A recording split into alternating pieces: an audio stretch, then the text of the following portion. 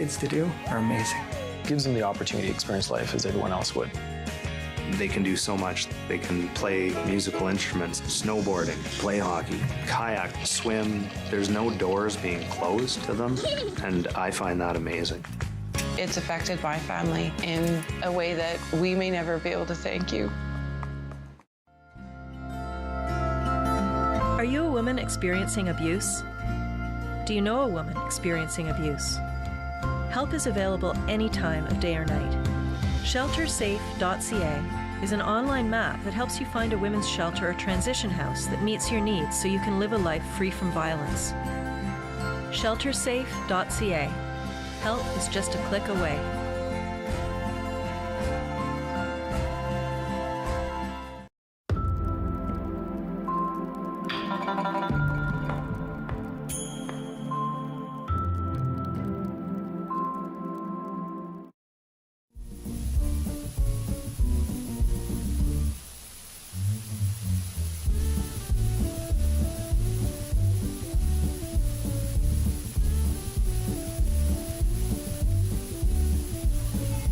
Welcome, everyone. What an exciting night. My friend John Christie is here with me tonight to talk about the parade, help us describe to everybody what's going on. This is the 76th annual Christmas parade that Kiwanis has put on in Owen Sound. And 76th annual. 76th annual. So this parade, and I meant to just double check this, is the longest running parade, and I can't remember if it's in Ontario or Canada, that has been sponsored by the same organization. It's not the longest running parade, but the one that's been sponsored the whole time by the same organization. And the Owen Sound Kiwanis Club is also celebrating a milestone in the not too distant future. We are, yes. We're coming up to our 100th anniversary. So that's exciting. Wow. Now, you know, this parade started way back, well, 70, probably 77. Can we do the math quickly, do you think? Yeah, I don't have my calculator, but let's say 77 years ago, there were a couple Kiwanians sitting around with their wives discussing what they could do with some of the funds that they had raised to, you know, do something for the community. And it was J. Irvin Brown was the president at that time, and his My wife, old neighbor. There you go. On 2nd Avenue East. Really? Three doors south. Yeah. His wife, Ada May, said, why don't we do a scaled-down version of the Eaton's Parade? And that's how it came about. Irvin was certainly a very community-minded individual and cared about people. He had a hill at the back of his house that ran down towards the river on 2nd Avenue East. And he let all the neighborhood kids toboggan and so on down that hill and sled. To the river. Yeah, well, down the river was far enough away. It never was a danger. But it was open to the whole neighborhood. Good for him. And the other thing I remember about Irvin and Ada May, well, there are many things, but when there was somebody new in the neighborhood, they were the ones that always threw a neighborhood potluck. And all the neighbors brought something and gathered and welcomed the new folks to the neighborhood. And that's certainly what Kiwanis is all about, welcoming people and doing what they can for the community, and especially the children. I just want to mention, when you're watching the parade, you're going to see banners going by, and you're going to see wagons going by with signs in them. And those are all the sponsors that have helped put on this parade today. Mm-hmm. So hats off to them. There's a lot goes into this, isn't there? There's people sponsoring it. It costs dollars. It does. To put this on. It's all of the financial contribution. It's all of the energy that goes into putting the floats together and the creativity involved. It's a really outstanding example of the community spirit we have in this city. It is. And, you know, people don't realize, they don't really think about it, I guess, that it does cost money to put a parade on like this, because, for instance, the bands, they have to be paid. They have to pay for their costumes. They have to pay for traveling. All of those expensive. So, of course, they're going to charge to go in a parade. Sure. So it's little things like that, and it adds up, and the extras that are thrown in. So yeah. You were going back to the start and the 100th anniversary coming up and the start of Kiwanis. I'm just guessing, but I think maybe my grandfather was a charter member. Really? of that Wow. club. Well, John, you should come out to some meetings. I was a member of the Owen Sound Kiwanis Club when I was here before I left Oh, well. to pursue activities in Kitchener and so on. Right. Okay, well, my dad and I were on board together for a couple of years. Yeah. I'll mark that down then, and I'm sure any other members that are watching are going to have your name on the list. We're going to just throw, David Sherman is out on the street, so we're just going to throw it to him.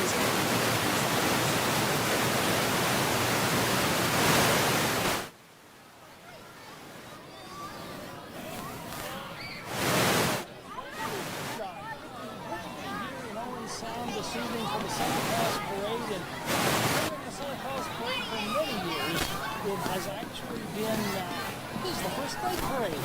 Now, I'm David Sherman, and I'm going to be talking to people, well, especially kids, about the Santa Claus Parade. And I've got Alex and Danny here. I have to use this mic as well, so I'm going to get a little closer. So, you guys, Alex and Danny, you're here. Are you excited? Yeah. Okay, what are you looking for? Probably seeing Santa. Santa? See Santa. Yeah, of course. Now where we are, I can just see now flashing lights, which means the parade is starting.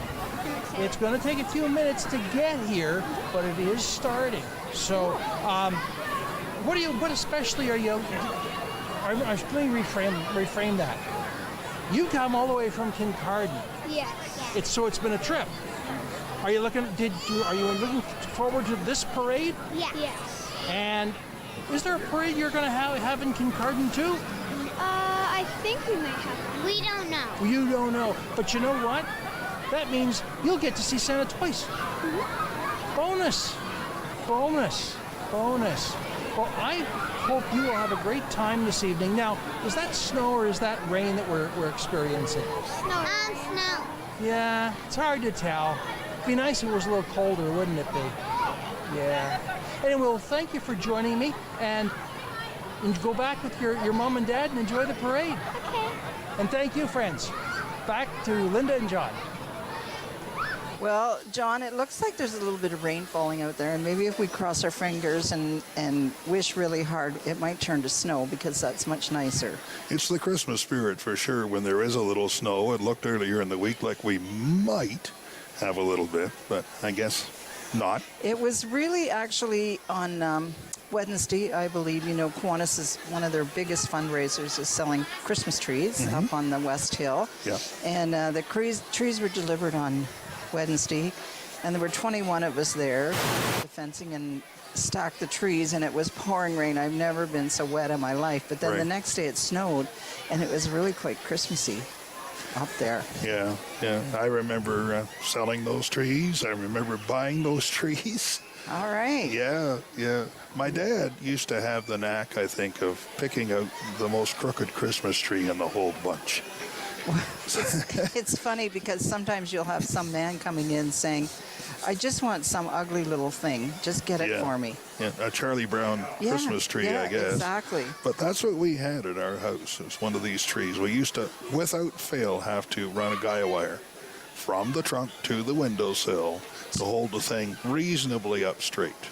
I think that I remember growing up, there was always a hook in the wall, and you had to tie the tree to it so that it stayed upright. Yeah. Those are all Christmas memories. There's a lot of great memories. Seems to me we had a stand for the Christmas tree that had a foot missing, too. Okay, So, well, that wouldn't help. I think we had kind of an engineering degree by the time we were 8 in figuring out how to balance all this stuff and do the calculations. I just want to, before we get into the parade, talk a little bit about this. You're going to see the banners are up on Main Street now, and you're going to see some floats, I believe. And I know City Council are wearing their sweaters for this, but it's Scotiabank Hockey Day in Canada is coming to Owen Sound. The banners are up. Yes. On all the corners? Yeah. Yes. Yeah. So this is a 4-day celebration. It takes place from January 26th to the 29th, culminating with a nationally televised festival at Harrison Park. The festival attracts over 10 million viewers from across Canada Scotiabank Hockey Day in Canada is not hometown hockey, which has been here before, but it's something completely different. The events within the community include the on-ice clinics, school visits, music at the Roxy Theatre, and NHL celebrity alumni games. So it's going to be a very exciting time, and I know they have a Facebook page. You can go online and get all kinds of information about it. So remember that date, the 26th to the 29th. We're gonna throw it back to David out there and see who else he's got to chat with. David? And I'm back. I've got Nicola with me. And Nicola, do you see the lights down there? Yes. Nicola, where do you live in Owen Sound? Yes. You do. Is this your first Santa Claus parade? No, about 5th or 6th. Okay, so you're a veteran. You're real experienced at this. Yes. Now, what's the thing you really want to be looking for tonight? Really just the people coming out and doing what they like to do, because they do it because they like it. Yeah. That's always fun to see, isn't it? And after missing last year, it's nice to be back together, isn't it? Yes. Yeah. Well, Nicola, thank you for your thoughts, and I'll let you get back to your mom and you enjoy the parade. Okay? All right, thank you. And thank you. We'll be back to John and Linda. Thanks, David. It looks like everybody out there is having fun in spite of the weather, and we'll hope that quits. I'm just looking at our screen, and I start to see some flashing lights. Oh, yes. Which means that Okay. the parade is on its way. That's right. So don't stray too far away. There's lots of fun coming here. I know. I just want to mention a couple of our sponsors, and we couldn't do this without the sponsors. So Barry's Construction. Barry Christelbrink is our major sponsor, and every year he comes through for us for a huge donation. And then we also have Bay West Toyota, Staples, Cross Mechanical, HaveOne.com, Graham Construction, Hobart Manufacturing, and I'll just let you finish the list off there. GM Blue Plan Engineering, 9 Ivan Dinsmore Ontario Land Surveyor, McDonnell Fuels, Shorty's Bar and Grill, and the Owen Sound Chamber of Commerce. A lot of people behind what happens here at the 76th Annual Owen Sound Santa Claus Parade. I guess we're going to David again, are we? All right, let's throw it back to David. Ready? Hello, I've got another guest here. This is Nicola. And Nicola, you can see them coming, can't you? Yeah. Nicola, what are you really looking for in this parade? Seeing what decorations there are. Cool. Now, we're just about to get drowned out by the town crier. Is that a cookie that's in your hand? Yes. Are you looking forward to it? You want to talk about town crier? Yes. Mm-hmm. Great. Well, Nicola, thank you. We'll go right back to our hosts. Okay, David, thank you very much. And yes, the Owen Sound Santa Claus Parade is officially underway. Bruce Kruger is the town crier leading off the parade this year, filling in for Drew Ferguson, who is our usual town crier. So nice of Bruce to help us out there. And then the Legion Color Guard. And I just want to give a big shout out to the Legion members that are out here, because they're like a lot of organizations that COVID has really been hard on them and their members. You know, people just get away from going out. And so if you have any inclination to join the Legion, this would be a great time. Yes, indeed. We hear that from not only our local Legion branch, but across the country. They can use your membership, and you can use their fellowship. I hear bagpipes. I did too. This is the Loch Lomond Pipes and Drums, and let's just listen to them for a minute.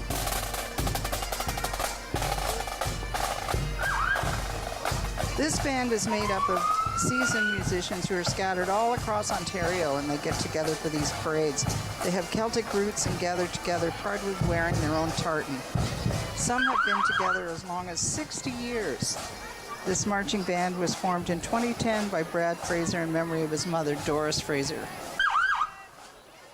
The band's mission statement is to preserve and promote the fusion of our Scottish heritage to inspire all. So we've had the Kiwanis Banner go by, and now we've had the city police cruiser. All shined up too. All shined up, and even in the dark, it's glowing pretty nicely. I know, and this is so exciting. This is the first time we have had a nighttime parade here, and the lights just look so awesome. How did that come about, Linda, the idea of a night parade? I'm used to coming down, well, for a while it was like 1 o'clock in the afternoon, and then it moved to a morning. Right. And now an evening parade. Something to try? Something creative for a change? We've wanted to do an evening parade for a long time because our Santa float, which I'll talk about later, was designed for an evening parade. And then it goes to a few neighboring municipalities that have nighttime parades, and it looks so beautiful. So finally this year, I think everybody got all their ducks in a row. So we have the parade, we have the lights coming on later for the Festival of Northern Lights. It's just an exciting night downtown. This is, as I think I alluded to before, the official start of the Christmas season, I think, in Owen Sound, with the parade and the lighting of the lights later on, and it's a real celebration weekend here in Owen Sound. Oh, for sure, it is. Now, something that I didn't know until a few years ago. Have you ever wondered why the emergency vehicles are mostly at the start of the parade? So they can get away if there's a call. Exactly. Where they're needed. Yeah. Exactly, so they can get out and go to where they're needed the most. I think David Shearman has somebody else to talk to while we await the balance of the parade.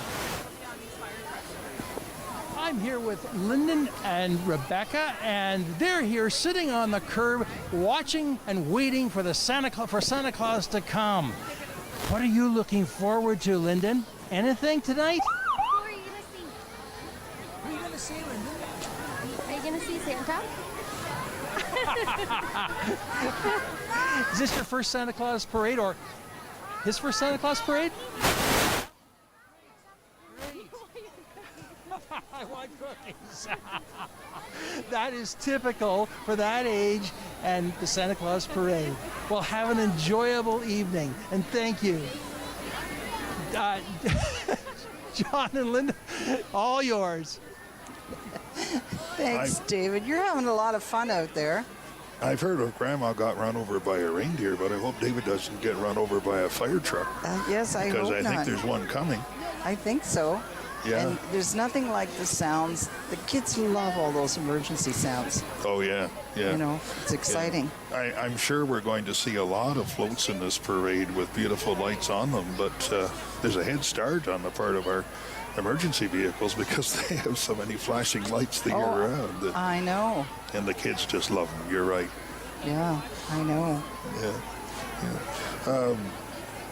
The 76th annual Owen Sound Santa Claus Parade has been brought to you on Rogers TV. And this really, the turnout of the crowd tonight suggests to me that people are so glad that something like this is back. You know, we came into town, we were here about 4 o'clock and my husband's doing crowd control out there, so we had to walk down and get his safety vest and then come back down here. And people were lined up with their lawn chairs and things already at 4 o'clock waiting for the parade. So that's great. There's something I want to draw the attention of you, the viewer, to. That is a brand new aerial tower fire truck that the Owen Sound Fire Department has only had for a couple or 3 months now. It's a 2021 Sutphen 100-foot aerial tower quint. It replaced a 25-year-old vehicle. Hasn't seen major fire action yet, and I suppose part of me hopes it never does. Yes. But it probably will. And it's just a beautiful machine. Taxpayers' money at work. Cost of that vehicle was over $2 million. Wow. And John, you've always been an expert on fire vehicles and what goes on at the fire hall. Well, yeah, I had a part to play. Blessed to have a major part to play in the publication of the Owen Sound Fire Department history book, Sirens Across the Sound, some years ago. By the way, copies are still available at the fire hall if you'd like one. Okay. Oh, we've got the Salvation Army coming now as well. And I hope that people have brought their donations to fill up the buckets that they're going to have there. What would Christmas be without the Salvation Army? Oh, any time of the year, really. Yeah. And especially this past 2 years, families have been so hard hit by this, and the Salvation Army and Safe and Sound have done so much for the community. Well, one of their major fundraisers was challenged, of course, last year with the kettles not being available or they couldn't put them out. Is that back this year? They were setting it up, Yeah. actually. I saw them setting up in a couple of locations yesterday, so I think the kettles are back. Right. So that's great. And the Salvation Army truck is coming along here. I'll decorate a beautiful Christmas tree in the back of it. Maybe they could decorate ours. They You did think? such a good job on that I know, one. it's beautiful. It's beautiful. Yeah. And I have to say, it's just great to see all these lights. And when the fire truck went by, and of course everything was really lit up, in the windows across the street, upstairs, there was a little one standing in the window with her mother holding her to watch the parade. What a great vantage point. That could have been me when I was that age. Really? Watching that, sure could. I remember a Santa Claus parade in the 50s when I was just recovering from a bad cold. And my brother and myself, we got to watch the parade from the second floor of Christie Brothers Hardware, I was going to say, where was the hardware store? just down in the 900 block Right. towards 10th Street there. I vaguely remember it going back. It's going back a long way Yeah, now. But yeah. here comes some Canada Post folks going to pick up letters to Santa. Yeah. What a great turnout from them. Did you write yours? Not yet. Not yet? No. Have you been a good girl? I think so. I'm always been a good girl, John. I've never known you not to be. No, but I know. I'm not sure I know everything. If you ask my wife, I don't. No, well, we won't talk about husbands and what they know. I see an ambulance coming along. And we should, somewhere along here, have the Own Sound, our mayor and council. And I think Marion Kepke is going to be driving a green-powered vehicle. Oh, really? That was the last that I heard. You don't think they're in the ambulance? I don't think so, No. not yet. Okay. No. Not yet. Hopefully they can make it around the parade route. They all look to be in pretty good shape, so I'm pretty sure they can. And the paramedic supervisor bringing up the rear behind the ambulance. Right, and a couple clowns. We have a great paramedic visitation program Yes, we do. here in this area. Very fortunate. Yeah, yeah. And again, the clowns, more volunteers. And we have the Inter-Township Fire Department very well represented. Yes, That's a whole collection of talkatoys there. it is. Yeah, they've got the pumper and the pumper tanker and the rescue truck, and they've got bows on the mirrors. And Where I live, we're under the Inter-Township Fire Department, and they're always. It's wonderful to have them. You never want to see them. yeah, Really, nobody Right. wants an emergency. but Except here. It's like, yes, but it's wonderful to know that they're there and able to get out whenever you do have a problem. My daughter laughs at me because when I'm in town and I hear an ambulance or a fire truck, I have to look. And I said, it's because I live in the country on a dead-end road. Nothing comes down there unless it is, maybe once every 10 years. I guess I'm just thinking this would be the only time in the whole year that a whole set of red and blue flashing lights on the main street is good news. Oh, gosh, yes. Yes. I'm sure some people would remember quite a few years back when we had those dreadful fires downtown. Oh, yes, in the 70s. Yes. Yeah. And that hopefully would have been the last time that there were a lot of emergency vehicles downtown. Some of the more cynical citizens, I think, called it urban renewal at the time, but Yeah, it wasn't any joke, and it certainly No. wasn't for our first responders. No. They were kept very, very busy for quite a stretch of time, a decade and more. Yeah, there are so many vehicles from the Inter-Township. Well, they have them. Yeah, good for them. They're chock full of vehicles over there. I think they buy new ones and they don't trade in the old ones. Maybe. So they got quite a collection. But they have a huge territory they look after. Well, I don't want to get too far into firefighting tactics, but they have to have the tanker capability because there are no fire hydrants. That's right. As you know. Where I live, there's living. no fire hydrants. Yeah. There's my swimming pool in the summer, but yeah. Well, hats off to them. I think They should get have, the prize for the most vehicles. Yes, I think so. This hazmat vehicle we're looking at here, that is a joint venture from several fire departments in the is area. it? Yeah. I think originally donated, if I'm not mistaken, by Bruce Power.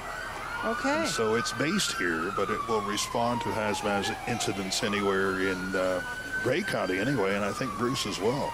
So, Wonderful. yeah. And you can see on that vehicle there are fire department shoulder flash stickers for each of the departments involved. Right. Now, I think we're seeing some of City Council, the mayor and staff, and as I said, Marion Kepke is driving that beautiful green car. It's not... Oh, the mayor is there's riding Mary with Marion. and Bonnie. Yeah. Yeah. And there they are. Do they have a quorum? I think they do. Looks as though they do, yes. Good evening, Your Worship. Yes, exactly. And unfortunately, Carol Merton is missing because she was involved in a car accident earlier this week, so she wasn't able to be here tonight. But hello to On Sound City. I was going to say staff, but not staff, council and mayor, and they're wearing, of course, their sweaters for Scotiabank hockey. Look who's here. MPP Bill Walker. Oh, he's going to... Christmas, everyone. All right. I hope you're having a wonderful day. It's fabulous to be here. Huge, huge crowds. May the spirit weight be with you. May you always look for the less fortunate and have a very, very Merry Christmas and all the best in the new year. Thanks so much. Merry ho, ho, ho. I couldn't hear what he was saying. I hope the people down there could hear, but thanks to Bill for coming out. Well, he's tonight. a politician. Do you think we'd understand what he was saying? Of course. Don't forget, I used to be a politician there, so careful, John. Careful. Me too. We've got the Reach Center coming up, and wow, what a bunch of lively folks that are out there. Reach Center participants, youth and adults with disabilities, and as well their staff. They are smiling and waving their hearts out to share the joy, and right back at you, Reach Center participants. Glad to see you participating in the parade. I know there's a few that I know out there. I know that Cherish is out there, so hi Cherish, and I just can't see who else is out there, but what a great bunch of folks they are. Well, I spent part of my career life as a city bus driver, so I know some of these folks personally too. Now, some of them were just when I was driving. Yeah. And some of them not even here yet, but they were great people to have around, and great attitudes. For sure. I just want to give a big shout out to everybody watching at home. Hope that you're enjoying this and you're staying safe. I think has it stopped raining? John and I are underneath the little roof at City Hall, so. Okay, Heather Hiscox is in the parade. Let's hear from her.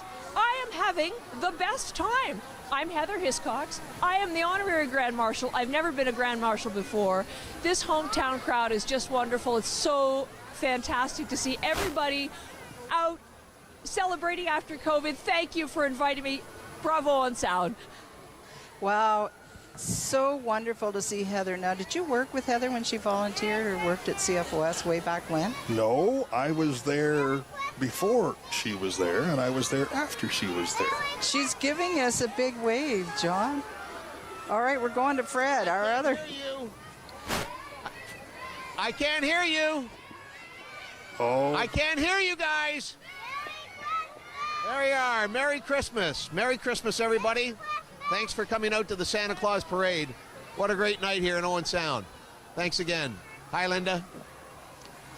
There's a guy that needed no introduction. Exactly. I just want to talk a little bit about Heather because she did grow up in Owen Sound, and she worked for a brief or volunteered. I'm not sure which. She got her start on CFOS. No, anyway. she was a part-time announcer to start. Okay. Rick Moss and Ross Kentner got to know her when she was Miss Teen Canada. Well, yeah, that's and what I was going to say. Offered her a job. 1981, she won Miss Teen Canada. She was 16, so it's so great to have her back. Now I'm going to talk to Fred. Fred came to Owen Sound. Fred Wallace, of course. Fred needs no introduction. He came to Owen Sound just after the 1984 Kiwanis Santa Claus Parade. He's been at Bayshore Broadcasting ever since. He was the host of the Santa Claus Parade on McLean Hunter TV in 1987 during a raging Saturday morning blizzard. Oh, the adventures of broadcasting. I know. City snowplows had to clear 2nd Avenue East the morning of the parade. The temperatures were so low the TV cameras froze. So, following the parade tonight, Fred will be down at the Harry Lumley Bayshore for the attack game against Saginaw. Hockey Day in Canada, we mentioned before, it is coming to Owen Sound, and Denise Reed, Kiwanis member Jim McManaman, who I remember fondly from council days, and Fred are the local co-chairs for Hockey Day in Canada, which will be hosted in Owen Sound January 26th to 29th. Always good at this time of year to have something to look forward to after the hustle and bustle of the holiday season. Exactly. Now you'll see the Kiwanis Banners coming along here carried by volunteers from different organizations. And these again are sponsors, and we did mention them before. There's also some contra banners, of course, from Bayshore Broadcasting, Bounce Radio, and Rogers Broadcasting, because they have donated a lot in return. So thank you so much. I think we have the Kiwanis costume guys coming. And I have no idea which Kiwanians are underneath those costumes. Well, we know who they represent, don't we? The Yeah. costume celebrities include Batman, Olaf Snowman from Frozen, Bumblebee Robot from Transformers, Chewbacca from Star Wars, and Frosty the Snowman. Frosty and Olaf have some entertaining dance moves as well. The helpers are wearing safety vests and function like marshals to keep the kids at safe distance from the parade vehicles and people in the parade. They also carry an umbrella, a flashlight, safety pins, and duct tape for emergency repairs to costumes. Red Green would be so proud, wouldn't he? He would be, yes, indeed. And marshalling at the parade is a very something that we really need, because we all know kids of all ages, even some adults, get excited and get out on the road, and we need to keep them back, because especially when we get into the bigger vehicles, we have to make sure everybody's safe. Safety has taken on a somewhat different connotation in the last year and a half, of course, with the outbreak. But there's so many different aspects of safety involved For as sure. a parade like this proceeds. And it's great to see everybody enjoying themselves. But it's greater even maybe to see the crowd safe. Right, I just and want to happy. say, Owen Sound Brownies just went past, and they're sitting around a campfire. Now we've got Frosty dancing down the street, and a couple more clowns. You think Frosty would have a bit of a struggle tonight with the thaw the way it is? You'd wonder. It's a little bit above zero, I think. At least Yeah. it was when we started. Yeah, we've But got it seems some, to be surviving very well. some dogs in there walking along, and I hear more music. I do too. I Could that be Chapman House Hospice? I think so, with the CCR tribute band playing, and of course one of our very own Kiwanians, Kevin Dandino, is a part of this band of very talented musicians. Hospice employees and volunteers are walking alongside. Who needs John Fogerty when we've got these people? Oh, I know. You will remember CCR. That's from our OSCBI time era. Oh, it sure is. Yeah.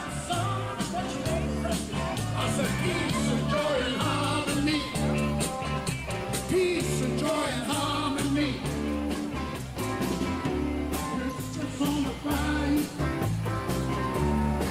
Well, a big thank you to them for coming out tonight on the hospice float. I think I'd say it's a good CCR tribute band It myself. is. That sounded good to me. Now we've got Bogner Longlegs. Can you imagine? Are you any good at walking on stilts? I'm not very good at walking. When you look at these guys. Not walking and chewing gum at the same time, anyway. Right. So this is Dylan, Owen, and Jennifer Harris. They're a family that takes things to new heights. Watch for 8-foot, 2-inch tall 13-year-old Dylan. 13 years old. Can you imagine walking there and juggling at the same time? Well, and the whole parade route, they've been doing this. Oh, for sure. Yeah, they're so good. Then Jorah and Sue and Dorfman are sisters, age 13 and 11. They've been doing circus pretty much since the time they could walk, and stilting takes it to a whole new level. Oh, there's a play on words there, isn't it? It does, yeah. So then we've got Rebecca and Scarlett, mother and daughter duo, enjoy exploring various performance arts and being a part of their local culture. And Rebecca is the one that completes our look with great hair and makeup. I hear another bagpipe band. I think that's Big Brothers Big Sisters out there. And then it must be the Mclaren's Pipes and Drums. Ah, that's a band with a long and deep tradition, Mclaren Pipes and Drums. This band can trace its name back to the late 1890s. At the time, they performed out of Wyerton and were organized by J.A. Mclaren, who operated a music hall in Wyerton. It has members from Grey and Bruce counties. Lorne Hambley from Wyerton wrote a poem about the band, and this is a verse. Do you want me to do it? Or? Sure, you go ahead. So let us give thanks for this piper long gone. I'm sure that in heaven his band marches on to perform for the angels in that distant land the pipes and the drums of Mclaren's Pipe Band. You just listen to them for a minute. Mm-hmm.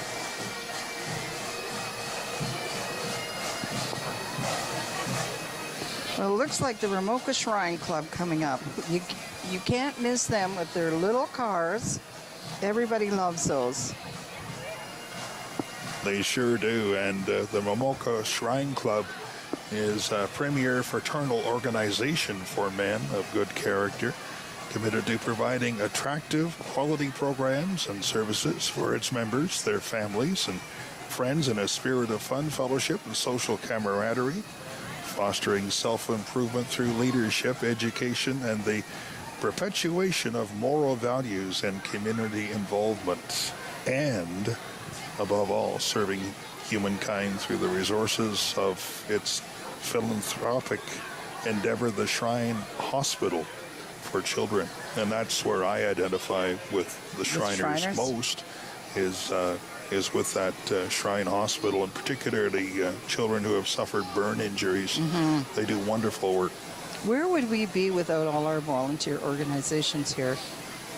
Oh, it's necessary for the kind of community spirit. I lived in 3 other communities total while I was away from Owen Sound from 1971 to 83, and there's nobody can match the community spirit of Owen Sound. I don't think so.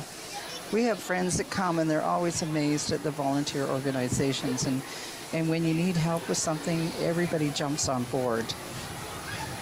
What have we got now? It looks like Crime Stoppers. Crime Stoppers of Owen Sound. They have Leeds the Lion in there somewhere, I think. There's Drew. Is that Drew Kelty, I believe, driving? Caravan decorated with lights. They have a mascot, Leeds the Lion, that you mentioned. Volunteers walking and waving, and some Christmas music thrown in there, too.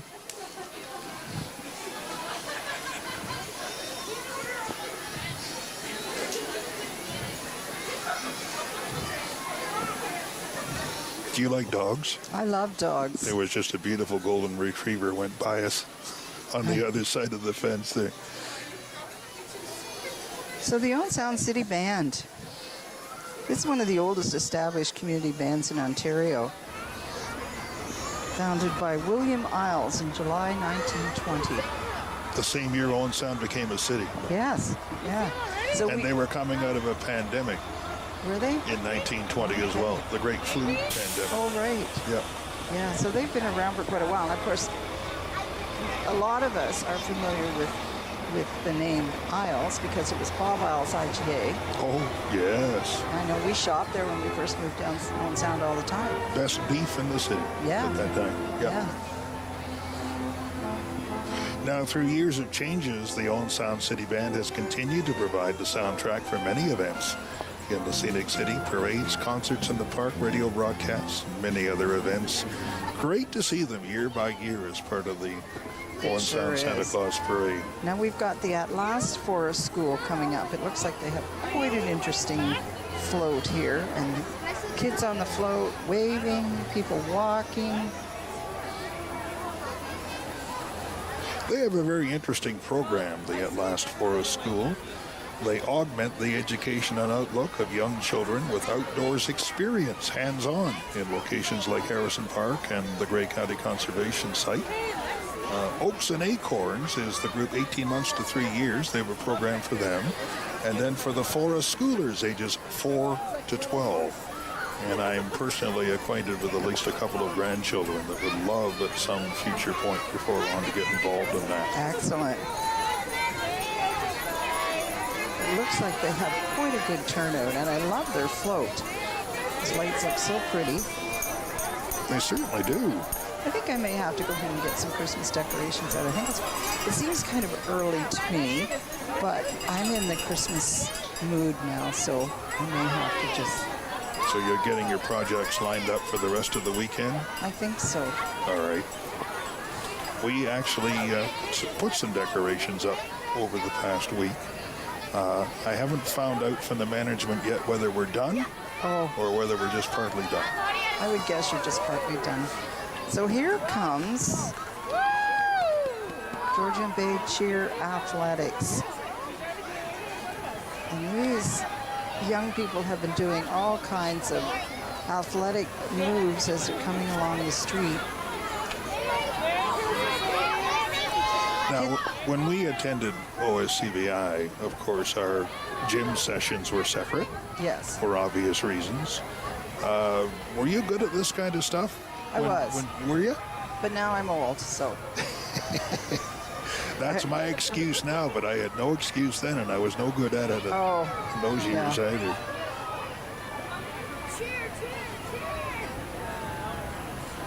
So here comes the Kincardine Community Concert Band. They've been in the parade for as long as I can remember.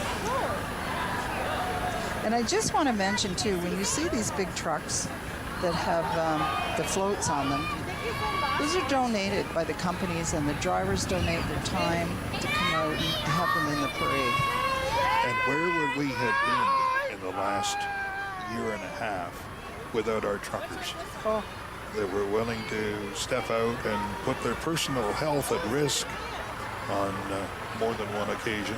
Yep. And get our goods delivered to us, all the essentials that we continue to need. Now this is another band that can trace its history back to the 1800s. And membership, of course, is varied over the years. There's an interesting story that took place during a bitterly cold Kincardine Santa Claus parade. It was so cold that the valves on all the instruments froze up.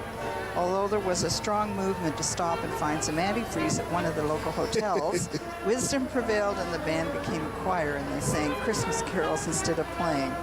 And they have won awards and been awarded a gold standard pretty much all over the place. They've competed effectively in music festivals in places like Stratford, Walkerton, Owen Sound. They were awarded a gold standard for many years running. The float, by the way, provided by Walker Industries. So you mentioned the trucks and the floats and the drivers contributing their time. Thanks to Walker Industries for that. And here comes the Bruce Shrine Club. We mentioned the work of the Shriners before. This is a unit of Mocha Shriners. So kids can be kids is the theme of this one. There's a lead 4-person golf cart showing bubbles, a couple of clowns on a golf cart, support van with enthusiastic wavers pulling a lively music trailer with more wavers that will motivate the kids of all ages to get into the Christmas spirit. And you'll see that they have their Bruce Shrine Club trailer in it as well. And people have asked before, why do we allow that trailer to come in it? Because it's not really a float. But the whole reason of the trailer is in case something breaks down. And then they can get it loaded up and get it out of the way so that the parade can keep going. They are having such a good time, that float's a-bouncing. Oh, isn't it? Sure is. I don't think they're rocking it enough that we're going to need our first responders to double back. No, probably not.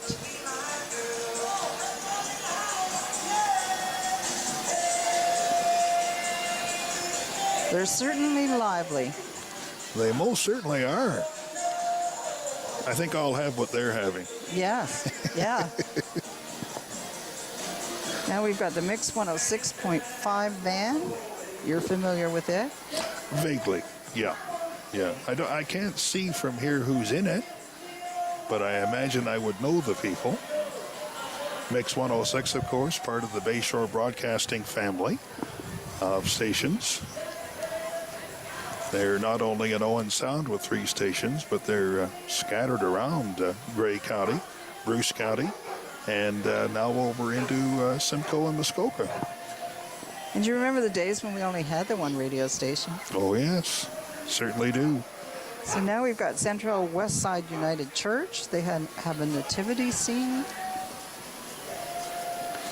Central West Side United Church, of course, a result of the amalgamation back in the late 1980s of West Side United and Central United Churches congregation, still going strong and thriving at 10th Street and 3rd Avenue West in Owen Sound. They're rolling back in our minds to the true and traditional meaning of the season as they present a nativity scene as part of our Santa Claus parade. And I think almost every child our age can relate to performing in a Christmas concert where that was part of the concert. Absolutely, yeah. Yeah, now we've got the St. John ambulance, their mobile first aid ambulance, decorated up. I suppose they stand ready should they be needed as well at some point along the parade route. St. John Ambulance, of course, providing mobile first aid services to so many special events in our area. And again, volunteers. Volunteers, yep. Yeah. Yep. Do they have anybody on that stretcher? Oh, I don't think it's a, I think it's a patient, a dog there is the patient. Yeah. Are you okay? Yeah, I think I'm fine. Yeah, I'm okay too, so we'll just let him pass. Yeah. So now we have Paul Stewart's towing. Paul Stewart's towing is from Springmount. They're providing us with an old mini tow truck with, Linda, the spirit of Christmas. We're trying to keep it front and center in this. And I forgot, we've missed J.D. Moffat. Oh. How could we miss J.D. Moffat? He's so tall. I know. How did we do that? 99.3. Yeah. J.D. Actually co-commentated with me one year, and it was like I almost needed a box to stand on so we could be the same height. Yeah. Yeah, so sorry to interrupt you. Veteran broadcaster. Yes. Now with a station in Meaford. Yes. Doing the morning program. Back on the air. I guess he missed it so much that he relinquished promotional direction activities at another network of stations and came back on the air to do the morning show. Good for him. Now I have to say, Paul Stewart's towing, now that's one example of advertising on the radio. If I could sing, I would sing you the ad because I hear it all the time, and it's like one of those worms that gets in your brain. Yeah. But, people, don't worry, I'm not going to sing because I can't. Well, another one that I memorize at this time of year is "You're a Mean One." Oh yes, Mr. Grinch. And the Grinch, notwithstanding the Christmas spirit we try and uphold, is part of the mini tow truck. He's riding along. Now we've got the Sydenham and District Optimists, and hello out there to the Optimists because many of these are my neighbors. And they have walkers dressed as Christmas trees with lights, and they're doing a Victorian skating party. I heard you. And there, it's my neighbor Mike Bede's Land Rover is pulling that vehicle. It's been around forever. I like to say the optimists raising the spirit of Christmas for pessimists like some of us. Okay. A Victorian skating party. Yes. You heard? I think that was the Owen Sound District. No, Families for Autism, actually, that just went by, I believe. We got a little behind there. There's Country 93. Yeah. I'm not sure who's driving that one either, but we got a nice wave from them. Yes. Hi, guys. Or guy. I think there's only one behind the wheel there. There's I can't see. Only one in the van. Yeah, when we had the Owen Sound District Chamber of Commerce, I believe, went by there as well, and that was Nana sitting in her chair reading to her grandkids. Now we have Hermosa Salon and Crowns. Hermosa Salon and Crowns. Well, there's that Christmas song about your hair and eyelashes. Yes. Well, that's what they look after. Just over a year now in their latest location, Jimmy Wilder's small business enterprise that has developed quite a following in this city and district. So it's nice to see them on board, having a good hair day. Yes. By the looks of it in the dark here, anyway. Yes. So I saw, when I was coming here, I saw this float arriving. So this is H&H picnic tables. So they have a Christmas tree made out of stacked picnic tables. What an amazing float. Mike and Wendy Herron of the Kemble area are responsible for this business. They have quite a creative picnic table display on their property as you drive up Grey Road 1 between Owen Sound and Kemble. You may have noticed that. And they're specialists in picnic table rentals for every occasion. All right. I think they make them too. Yes, now we have Eco Cultures and Grey Heron Garden work truck and one of their big diggers there. I don't know what you call that machine, but it's got a big bucket on the front. They're a Meaford-based enterprise, proving in their trip to Owen Sound today that gardening is never really out of season in the minds and hearts of gardeners. I wonder if it's my neighbor across the highway. Could be. Are there special glasses they can give us? Maybe for the next time, the see in the dark. Oh, we well, can maybe. See who's on these floats. So we've got the Transformed Tree and Shrub, and this is all about chopping down the Christmas tree. They've got the lumberjack look going with red and black plaid. They've got music, toy axes, and chainsaws. Of course, toy chainsaws, not the real thing. This business is the brainchild of Brandon Gray, specializing in tree care, or if it comes to that, tree removal. Now we've got Grey Roots Museum. I think it's open to the public now, isn't it? Yes, it is. That's wonderful. I've missed going there. I know from direct experience because I've been out there. Okay. So they have a wintry scene featuring a vintage horse-drawn sleigh with costume volunteers. Only I don't... Oh, I see. It's actually the horse-drawn sleigh is up on the wagon. Right. Give the horse a rest. Exactly. That horse looks pretty still, as a matter of fact. Yes, it does. Either it's the best behaved horse I've ever seen, or it's a well-preserved. It's fake news. Yes. And now we have Kalanoska Power. They've come to town from Desborough. They're a dealer in snowmobiles, ATVs, and UTVs, parts and accessories. And rumor has it they fix cars, too. Really? Yeah. They say in their slogan, "We may not be related, but you'll feel like family." Okay, well, that's good.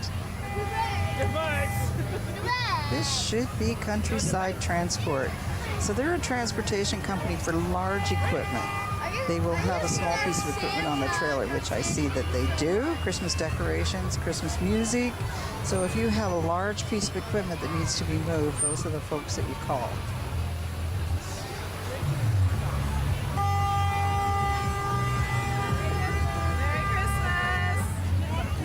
You're listening to the 76th annual Owen Sound Kiwanis Club Santa Claus Parade.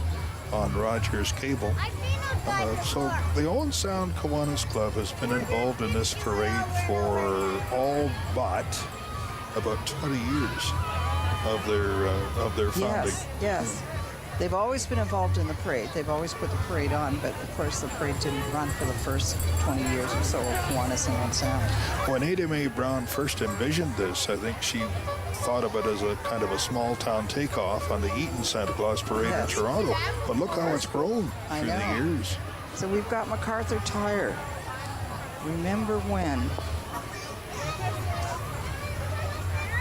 Macarthur Tire's old-fashioned Christmas sleigh, purchased and restored by J.D. Macarthur in the late 1970s. A vintage mason-bred wagon is a love of yesteryear. This antique sleigh wagon, pulled by horses, delivered bread in the winter throughout Owen Sound. And the family and staff of Macarthur Tire wish you Merry Christmas. Special high when we're talking about Macarthur Tire to 18. 18 is also known as Darlene. All right. And if you're in Macarthur Tire, ask her what 18 means. She will know. We've got home and community support.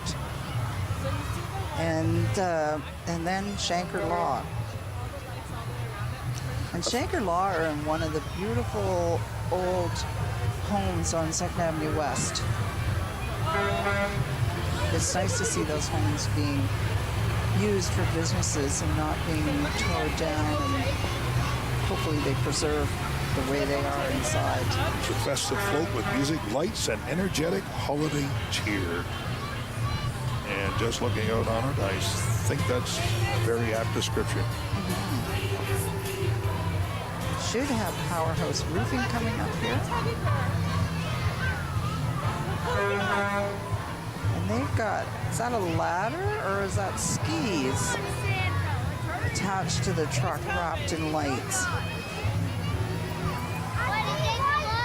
Beautiful float. I believe it's a ladder. It's attached to the truck wrapped in lights with a 100-year-old sled attached to that. Perfect. To make it look like it's going down a snow hill to the trailer. I love a Christmas tree they do with a 100-year-old ski set. Skates to make the scene back in the past with hay bales for sitting and a fake campfire. Full disclosure there, it's a fake campfire. Okay. Now we have Owen Sound District Secondary School. Remember the days when we used to have the different schools on the floats and the competition? Yep. Sure. Rah, rah, sis, boom, bum. Owen Sound Collegiate, rah, rah, rah. Yeah. So these guys are making just a lot of noise, having a lot of fun. They've got their mascot up there. What is that, a wolf? Are they the wolves now? I think you're right. They look like they're having a lot of fun. Did we have that kind of energy and enthusiasm? I think more. Yeah. Yeah.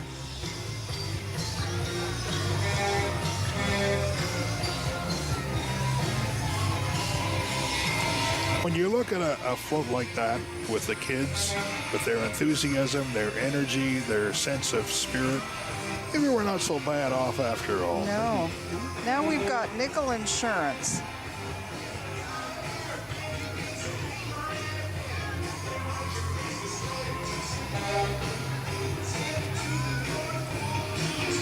Now this looks like a fun time.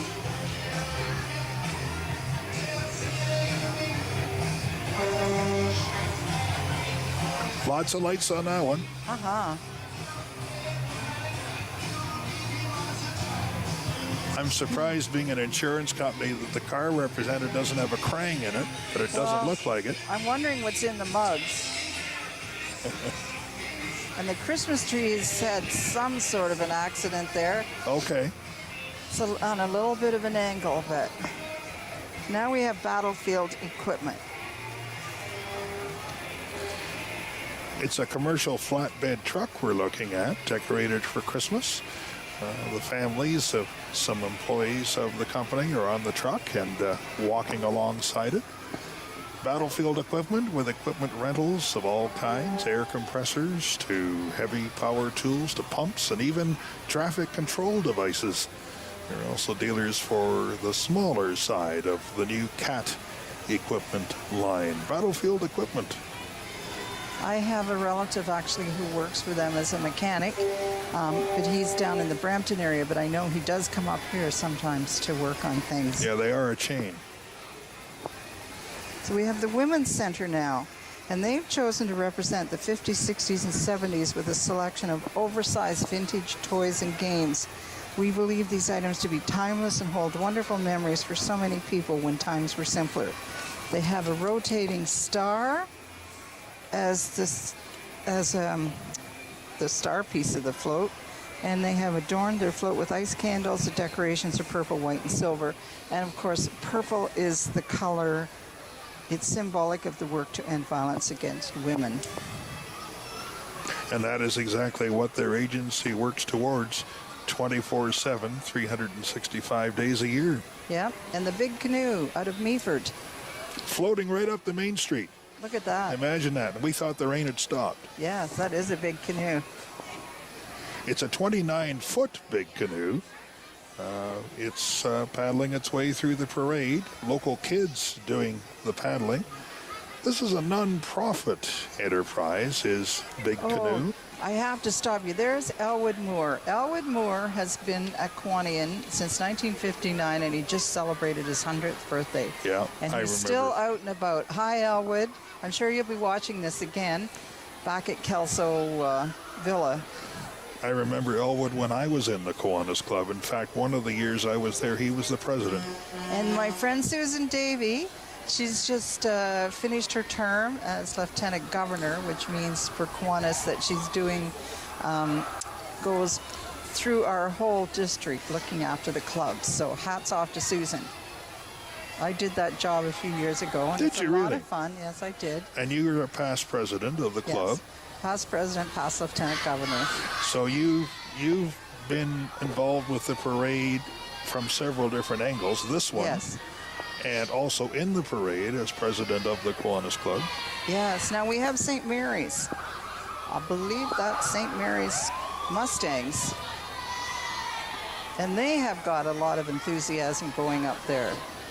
They most certainly do. And now the community service for Owen Sound Police Services. Driving one of the police vehicles, Owen Sound Community Services officer has a special vehicle assigned to that task. It sounds as though there might have been or might be an appearance of Buster the mascot. Ah. Do you see Buster? No, I don't. But there's somebody who's either part of that group or escaped. I don't think that's Buster. No, but he is cute. Yeah. Beautiful dogs. Maybe that's a dog named Buster. Maybe. Now here is an exciting, the Coca-Cola Truck. Now this truck travels across Canada, and the promotional truck, as part of their holiday promotions. It's on their ads on TV. You have a whole write-up on it. I do. The holiday truck tour is passing through over 100 communities this Christmas season, safely bringing and featuring some holiday magic to every neighborhood they visit. And Owen Sound is on the list this year. They're involved in our Santa Claus parade. They have been responding to the need that they detected in Canadians looking for moments of togetherness after the enforced separation that we've been victims of for the past while. Each stop along the colorful truck's route will deliver the festive spirit and offer seasonable photo opportunities. And I understand that once the parade is over, the truck's going to hang around the Market Square somewhere as part of the continuing celebrations. And here comes Mrs. Claus following along behind, and some of Santa's elves. And here comes the star of the show. Now, I want to just say a little bit about this float. Of course, it's Santa Claus. But our beautiful Santa float was built by a number of Kiwanians led by Phil Gignac, and we call it Phil's Float. It's made its debut in the November 23rd, 2002 parade. In the last couple of years, it's been maintained with love by John Davey. John has put in countless hours working on the float and especially on the dancing reindeer. So hats off to John and the rest of the volunteers. But I know there's lots of days John's out at what we call the Blue Barn out at Whispering Pines where we keep the float, and he's out there working his little heart out. Do you see what I see? There's Santa. There is Santa. Santa. I don't know if I've been a good boy this year or not. Oh, I'm sure you have. You think? I think so. You know me better than I know myself. Yeah, there you go. Hi, Santa. Hi, Santa. Hey, Santa. Oh. Hi, Santa. Oh, that was a parade to remember.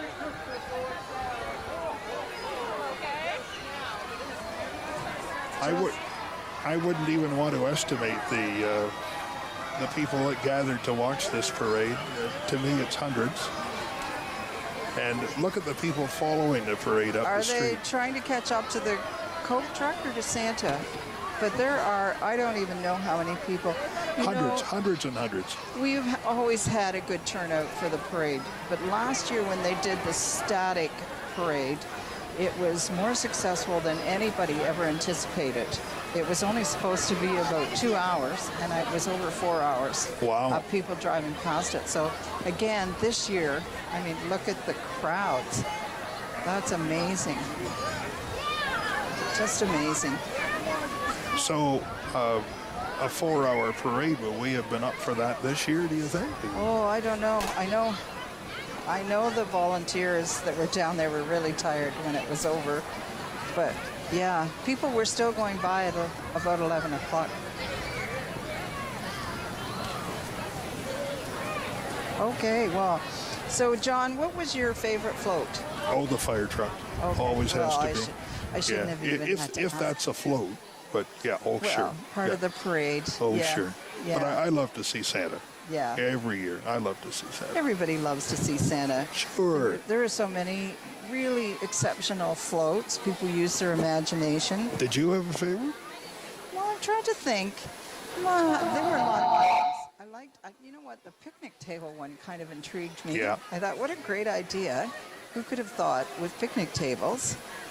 And David's looking like he's ready to do something out there. I'm going to throw it out to David on the street before he gets run over out there. Okay, I've got 3 young guests here. Now tell me, did you see Santa? It's still raining. Yeah? Did you wave at Santa? Yes. Okay. Yes. What was the best float? What was the best float? Santa's float? Santa. It's unanimous, friends. It's Santa. Best float in the whole parade.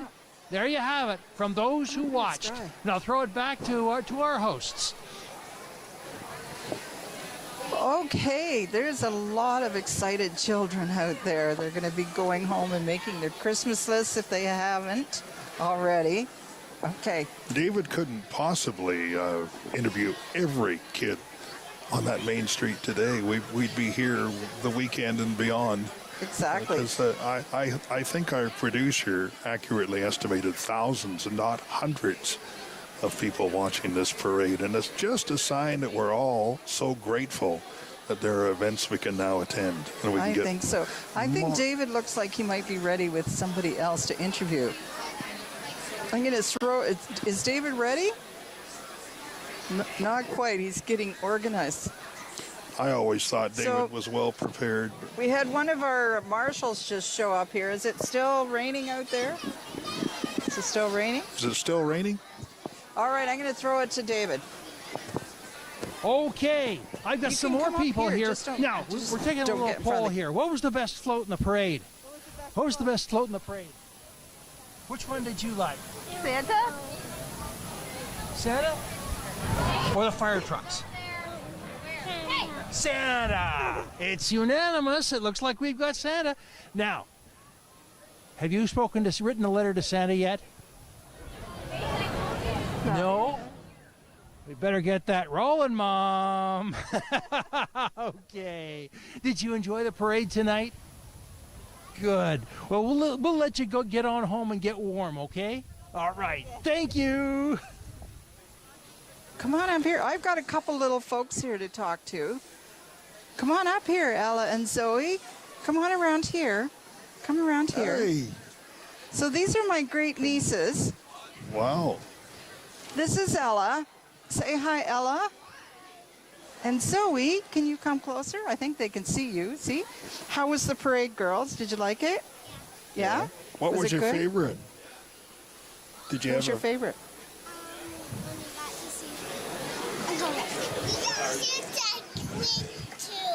Oh, it was an exciting... All right, so did you like the horse?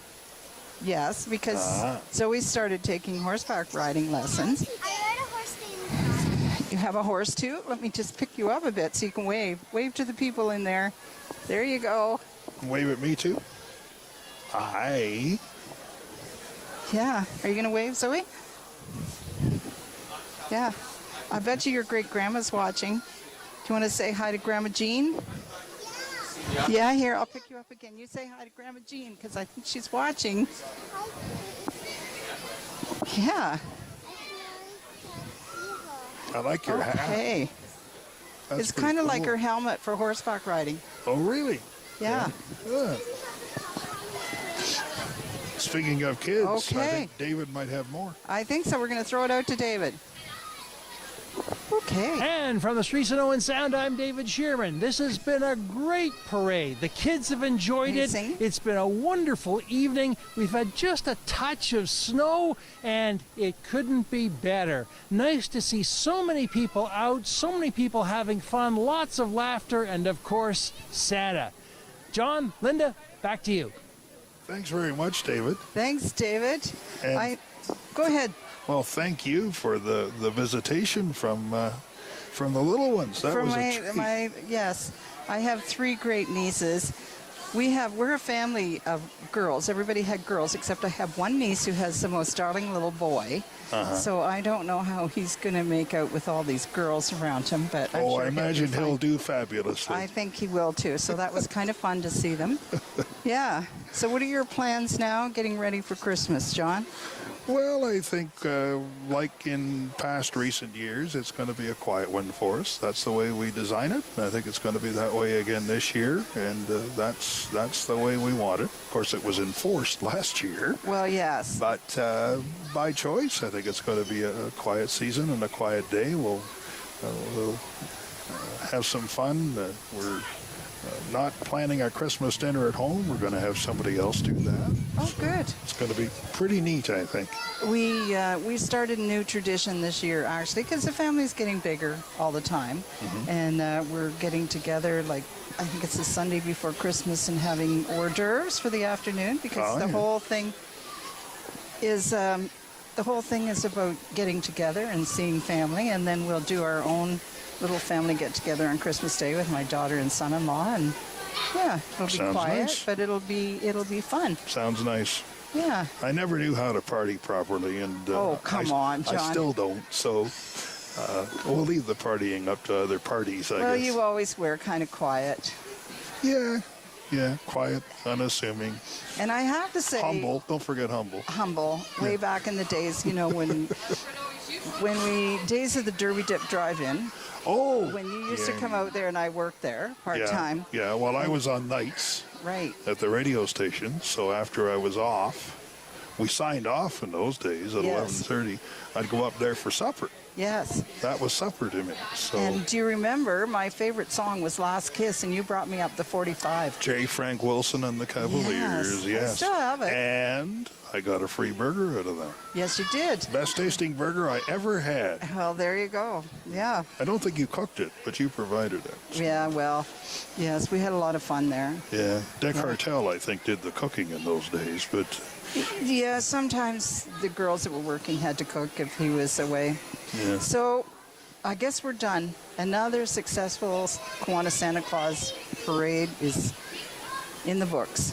As a Kiwanian, that will make you feel good. Yes, it is. So I'm Linda Van Alst. And I'm John Christie. And thank you for joining us on Rogers TV. Merry Christmas, everybody. Merry Christmas. Happy holidays. Stay safe, stay well.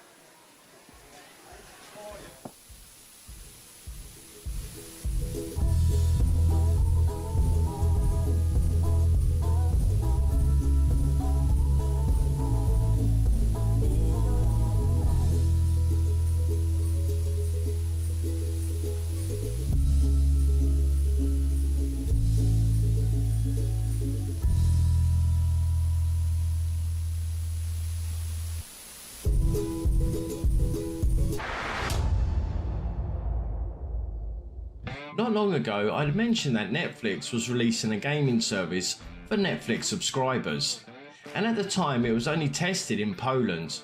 Well, on November the 3rd, they've expanded this gaming service to over 190 countries, including the US and Canada. Now, this is what we know about this service so far. At the moment, there's only 5 games added to their library. So we have the Stranger Things 1984, Stranger Things 3, the game, Shooting Hoops, Teeter Up, and Card Blast. Unlike Microsoft Cloud Streaming or Google Stadia, these games can be downloaded directly to your device, which means that you can play these games in a car or on the move without actually using Wi-Fi to play these. They've also mentioned Netflix games is part of the standard Netflix subscription, so playing the games doesn't cost any extra. There are no ads or in-app purchases, and users will be able to find a dedicated section of the app to download and play each game.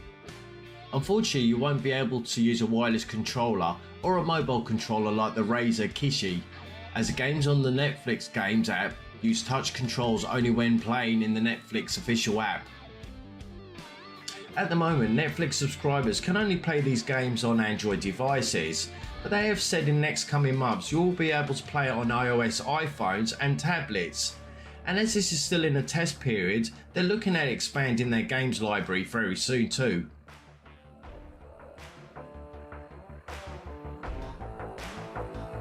Battlefield 2042 is releasing in a couple of weeks, and EA has come out and tried to calm the waters a little bit after a rough open beta release where there was a lot of complaints about glitches and just graphical errors. There was just a bunch of problems, bugs overall. The community wasn't overly happy with the state of the game. EA has kind of tried to say that, you know, the beta build was a few months old at the time, so they've changed a lot and fixed a lot since then. Well, they're kind of getting a chance to get a second first impression. They're giving out a 10-hour trial of the game a week before launch on November 12th. If you're an EA Play member, you're going to be able to access this. Whether you have EA Play subscription, you have Xbox Game Pass, or Xbox Game Pass on PC, there's going to be a few different ways you can actually access this trial. And honestly, I think this is a good idea. EA is trying to get the community back in before the release of the game to say, hey, look, we have fixed things. The game is in a much better state. I mean, we're not going to know until we try it, but it is nice to see that EA is kind of coming out there, giving people a second chance to jump back in before, you know, they really spend their hard-earned cash on these full-price games. I mean, games aren't cheap anymore, so you want to make sure when you put your money out there, you're getting a quality game. So I think EA has done a good job here giving out this trial. I'm excited to jump in and check out the changes, but if you want to jump in, make sure you either got Xbox Game Pass or you got EA Play.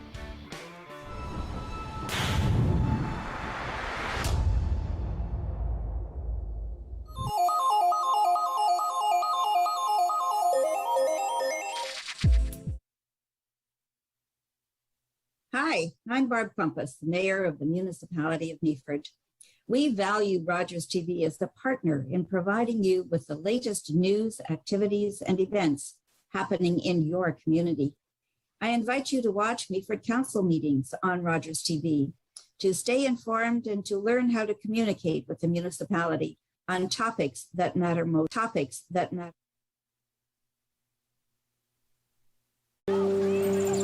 Ani, I'm Carolyn King, and I'm a member of the Mississaugas of the Credit First Nation and the creator of the Moccasin Identifier.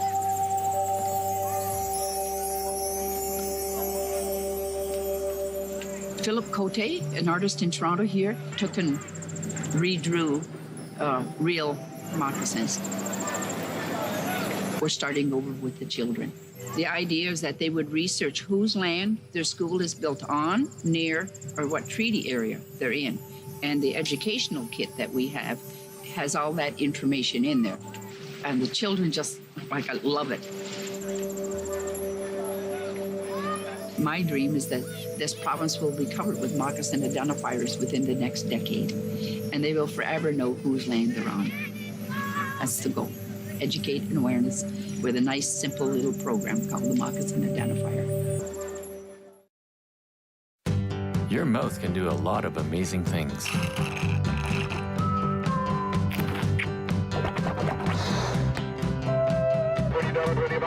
And your mouth can save a life. Hi, I'm Tom Wong. I'm just one of close to 1,000 Canadians in search of a stem cell match.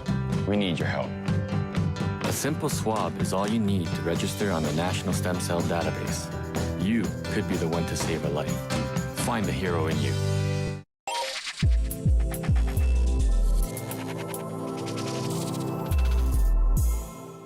It's finally here, a sequel to Fusion.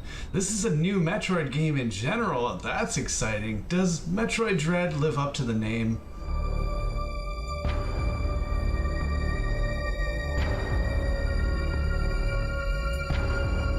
This new Metroid title is not full of dread whatsoever. This one's more excitement and hype, enthusiasm. This has a lot of what Metroid is very known for, but they're able to do a little bit more. Using the Nintendo Switch as a platform, there's new capabilities that they can bring to Metroid, and I think it works out really well in this case. The graphics look incredible, especially when you consider Metroid Fusion was on the Game Boy Advance, and that was actually back in 2002. So it's about 19 years later, and the fans have been clamoring. This game brings about a whole new breath of fresh air into the kind of aging Metroid landscape. But again, I think this one hit the mark. The story is told in more of a cinematic way. They didn't go very far in the way that Metroid Other M did, or how Federation Force kind of changed up the way they tell the story. This is heavily cinematic. You enter a room, it shows you what's going on, you're met with this beautiful vista in the background often, and it's up to you to kind of put together what's going on between those moments. The story takes a couple little twists, a couple turns here and there, but it is very engaging, and that's really important for a game like this. You have to be motivated to explore this world. Keep pushing on. Again, the action is just about to be expected. You have the arm cannon, you have missiles, you get different types of arm cannon upgrades and missile upgrades that help you flourish over enemies that were once very difficult. And when you get through those enemies, you're met with a lot of boss fights. And that is something that is definitely familiar from Metroids of old. Even some of the characters come back. There's Kraid as a boss fight, he's really interesting, but there's also a lot of new creatures and kind of abominations to fight along the way.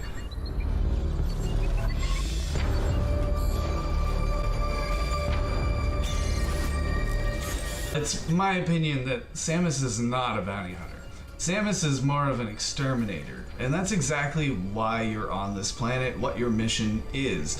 You are no longer hunting Metroids. You've crushed them out of existence, or so it seems so far. But there is this kind of Weapon X, this kind of fusion-centric alien life form that can upgrade itself based on the DNA it comes across. These things were a scourge across the galaxy. The Chozo fought many wars against them, against other creatures that would feed them, and this self-replicating force was, you thought, exterminated in Metroid Fusion. One of these X-fusion type monsters gets away to this planet somehow, And that is where Samus comes in. You are set off to finish the job that you started. There are these robots, they're EMMI, called Emmy for short. They have been dispatched to this planet to do just the same job as you, exterminate this scourge. But somewhere along the line they've lost their way and now they present as an enemy. And that is really intense. For Samus to come across an enemy that actually is a good adversary, that's very rare. And these things offer quite a fight. You actually end up spending some time avoiding the fight, which is definitely new to Metroid. You enter these kind of areas that Emmy has locked down. You can fight it if you have the means. That's very story-centric. But most of your time you're avoiding that until you can get the equipment you need to fight. And that gives a different feeling of kind of helplessness that is very unfamiliar, but a good improvement. You are sometimes faced with these bosses that you can't really damage, not obviously at least. You have a parry kind of maneuver, a melee counter that you can do that opens up certain enemies to damage.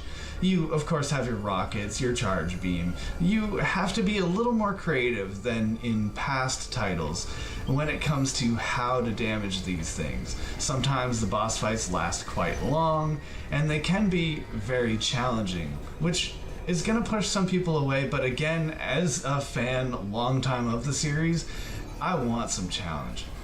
I think I've just about hit the end of what I can talk about without spoiling anything or giving anything away. I don't want to do that for this title. This means a lot to a lot of people, and to those, I would say I absolutely recommend this one. If you're a fan of Metroid, Castlevania, even Metroid Prime, some of the games that have come further since then, Celeste, and that, you are absolutely gonna want this game.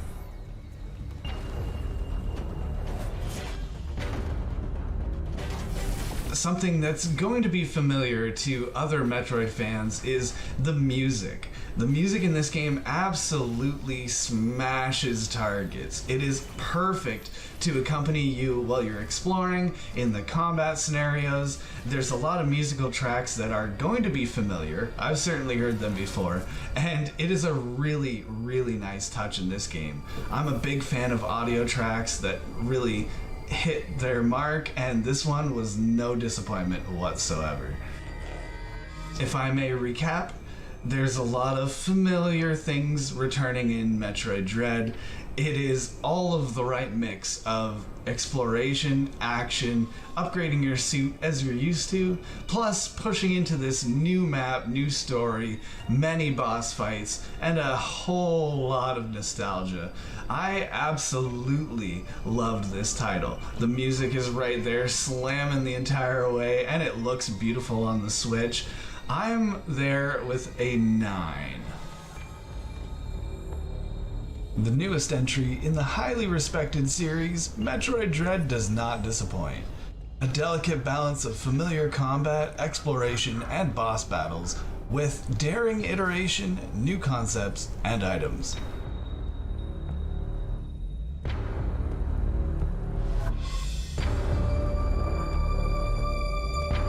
Is Samus really a bounty hunter?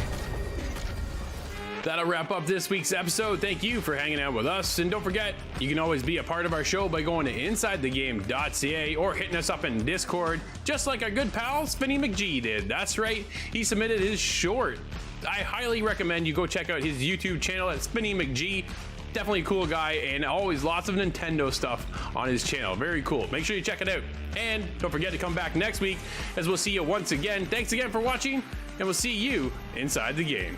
Hello, Svengers. Today we're going to be looking at Super Luigi U on the Nintendo Wii U. New Super Luigi U starts just like any other Mario game, but without Mario. You are Luigi, you go on the map, you pick your level, and you get started. Once inside, of course, you are running on platforming adventures. Here's a little switch up. When you go to start a level, hold down ZL and ZR.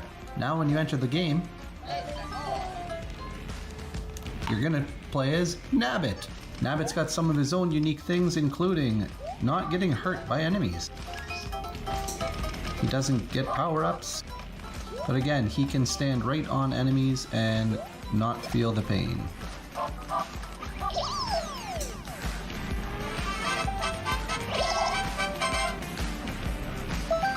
Of course, that code can be applied if you have the disc separately or if you have it as a compilation. Thanks for liking and subscribing. Take care. Be good to each other.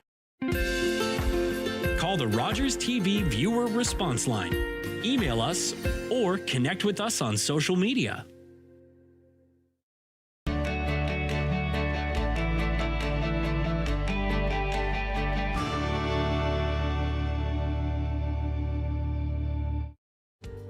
Don't forget to join us on Grey County Life at Home next week.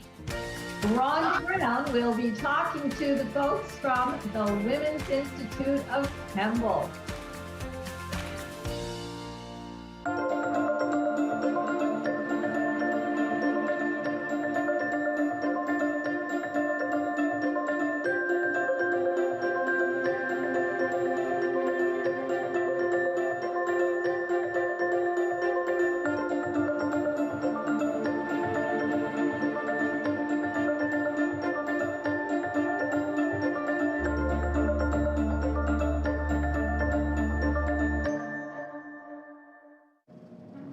We've just been through a difficult time. For many, it's been a struggle, but it has also brought us together, and we can't stop now. It's time to step up and say, this is my community. This, right here, is what matters. It's time to help your neighbors who need it most, like veterans, seniors, and youth. It's time to rebuild. When you join the Legion, you directly support essential programs and initiatives right in your community.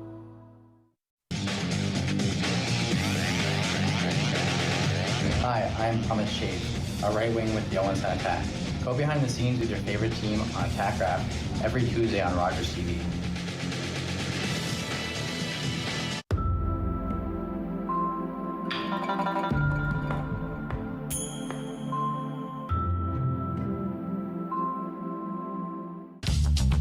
This program is brought to you by Ignite TV. Now you're in command.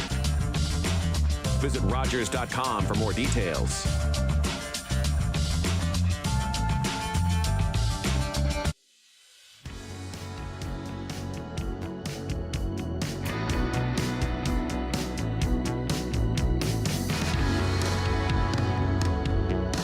Hello and welcome to HealthLink, a program connecting home, community, and healthcare.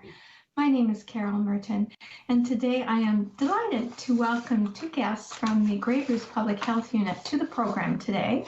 We have Nicole Foster and Cara DeVoli, who are going to be talking to us about oral health care.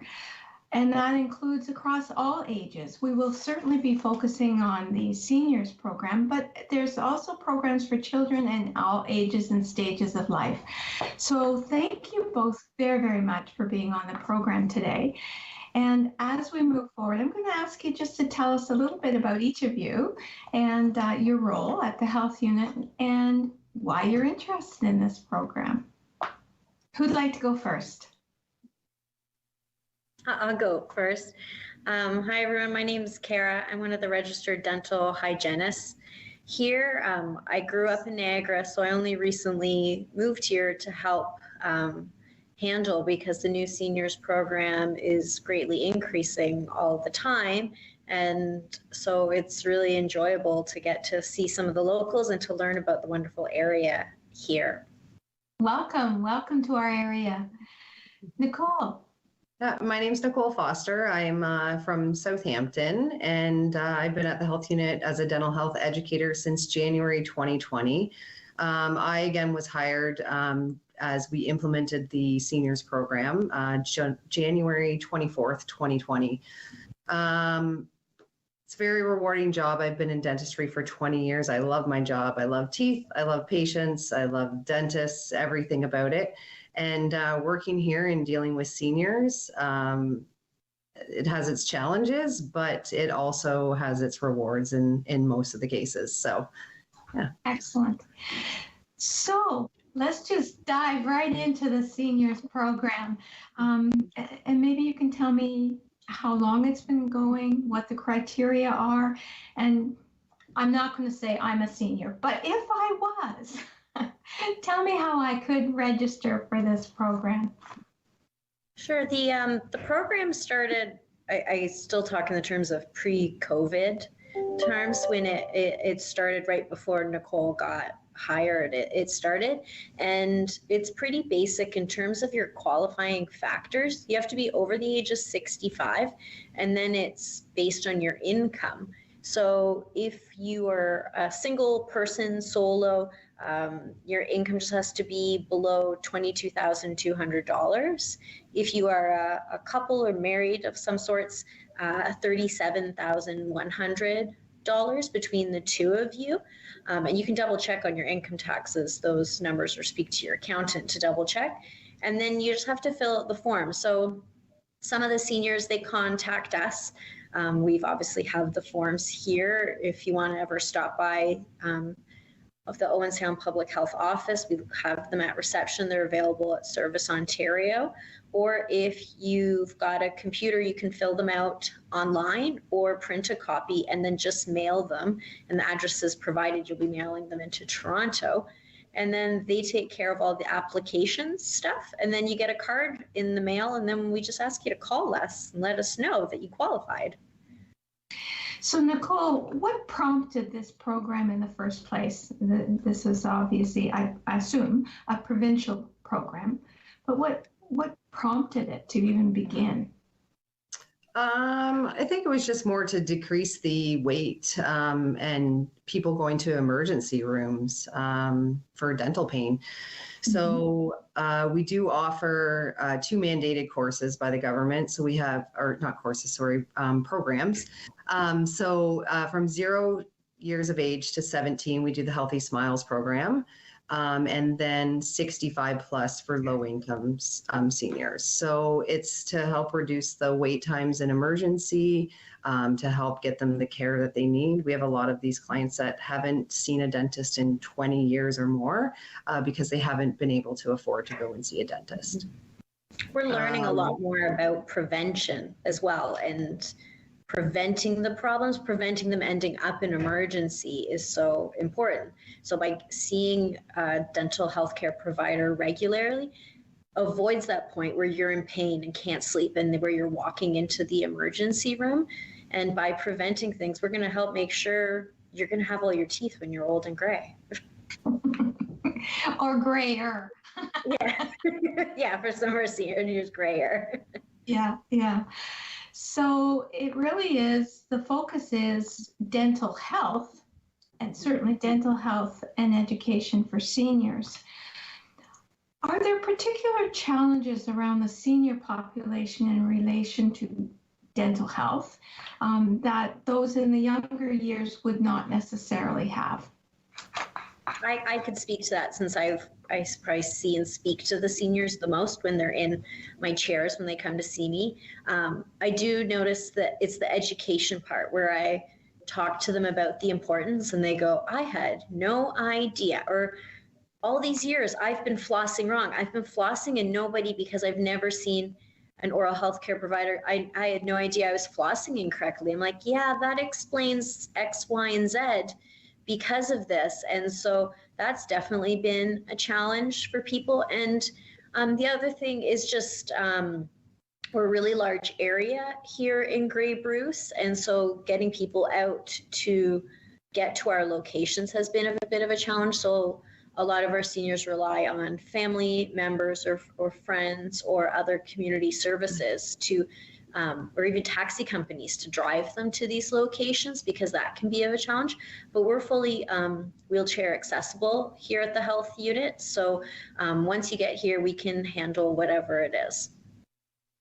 So Nicole, as far as the education is one part, but do you actually provide treatment, or do they have to go somewhere else for more specific things like cavity filling?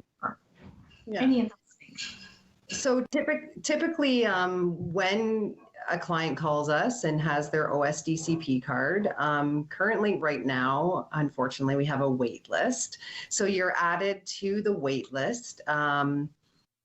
You know, we're slowly getting through it. A few people have been on it for quite a few months, but we're working on it. And then what we'll do is we would see them for what we call a new patient exam, where we do a full thorough examination. We take x-rays as required and chart everything existing in their mouth, let them know what exactly needs to be done, and come up with a treatment plan, we call it. So from there, we would treatment plan and book them back for any appointments needed.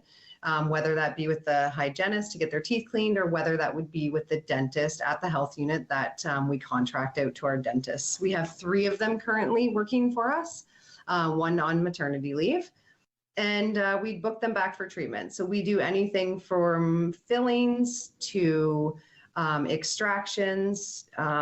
We contract out to a local denturist in Owen Sound, and so some of our seniors can have dentures made as well. So just so I'm clear, you actually do all of that at the health unit? That's correct. Yes, we have an operatory here. We have a big project coming up here soon. We're hoping before the new year, December 2021. If not, it's going to be January, hopefully 2022. Fingers crossed. We're getting a new dental operatory added in and some new dental equipment to help increase seeing seniors and our patient flow. So that's all going to happen, but we do all of that treatment here. And that was, Jason Wepler had been kind enough to send me some information ahead of time as well. So that was the clinic renovations that he was mentioning, is that correct? Yes, that's correct, yeah. Yeah. So let's say, okay, let's say I was in that income level, I did an application. How long does it take for me to know whether or not I get the card that says I qualify? Do you know the average time frame for an answer? That's really varying right now because we don't process that. It occurs in an office in Toronto. And so it has really varied, where I've spoken to some seniors and they've got it very quickly, and then others have waited much longer. So I don't know what's going on at that office. So to speak to it, what it could be today could be very different next week. And as well, but you will get a letter if you're denied your application. So that's important for people to know, is that they are communicating with you. And so you'll find out if you're actually even going to get it. And, or if there's a piece of information missing, they may ask you for more information if something was filled out wrong in your application. So they are communicating with the seniors. And so when you get the card, you know you qualify now. And that card is only good for 1 year. And then they do automatic enrollment as long as you're below that income threshold. Otherwise, they'll send you a letter saying you don't qualify again this year. But just because you don't qualify 1 year doesn't mean you couldn't qualify the year after. And so we just ask that people communicate with us what's going on. Do we get to see you this year? If not, we encourage you to go see an oral health care provider while you don't have that coverage. That way you're not missing out on quality treatment that you need in order to maintain good oral health. So the qualification is based on the income that you have from that particular year? Yeah, it's based on your income tax from the previous year is how they calculate that. And already we'll say the program has been around for roughly 2 years. They've already increased that income threshold, which we're hoping is promising that they'll continue with this program and that they won't be taking it away, because you never know what could happen in the world, just like we didn't know we'd have a pandemic. Oh, and speaking of which, Nicole, has the waiting list increased because of the pandemic situation? I'm assuming it changed how you could treat people and assess them. Yeah, so March 2020, when the pandemic started, we were just on a roll.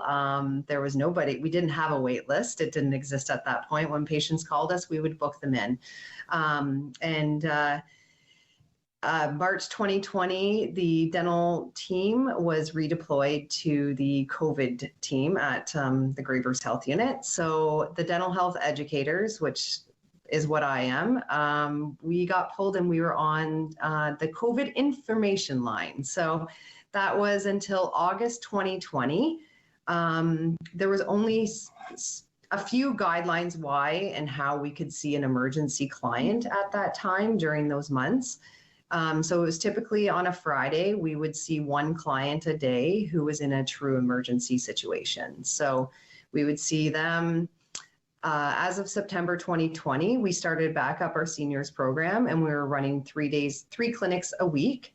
And we're, again, slowly working through our wait list. As we book clients in, of course, there's more clients that are calling. So we definitely are doing our best. Once we have an extra operatory, our oral hygiene team is a great group of girls that all work together, and we're all going to come up with a plan of how can we see these clients sooner than 9 months wait. So yeah. So in an ideal world, if all worked out, what could it look like? You mentioned clinics 3 days a week, but would you expand that? I mean, there's only so many people who can do the assessments and education. Mm-hmm. It all depends on staffing and financial funding from the government. So for those who are really loving this program or would like to see it continue, you are more than welcome to speak to your MP or other government officials to make sure that this program sticks around. But it is dependent on government funding, and from your lovely taxpayer dollars, this goes so that way we can pay staff and to be able to afford to have equipment and things that we need. Some equipment is reusable, some is perishable, we need those fundings to keep the lights on of the clinic and to have staff to run them. And so that will all depend on it. We definitely want to see as many people and want to see them as much as possible to provide care, but there's other factors that go into it. What are some of the most common conditions that you would see with older adults? With the seniors, because a lot of them haven't had care in a long time, some of them, because of avoiding seeing an oral health care provider,